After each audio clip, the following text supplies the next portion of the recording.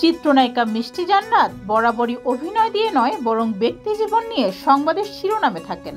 কয়েকদিন আগেই দুবাইতে এক ব্যবসায়ীর সাথে ভিডিও ভাইরাল হয় মিষ্টি জান্নাতের। বিশেষ করে ঢালিউড মেগাস্টার শাকিব খানকে নিয়ে বিভিন্ন সময় মন্তব্য করে থাকেন তিনি। কিছুদিন আগে শাকিবের সাথে ছবি প্রকাশ করেছিলেন মিষ্টি জান্নাত। এই নিয়ে গত কয়েক মাসে পরপর 3 বার শাকিব খানের সাথে ছবি প্রকাশ করলেন তিনি।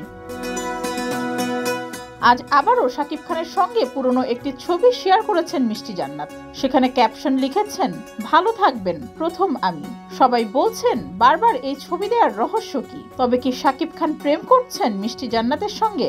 এদিকে নেটিজেনদের একাংশ মনে করছেন আলোচনায় থাকতেই বারবার শাকিব খানকেই বেছে নিচ্ছেন মিষ্টি জান্নাত।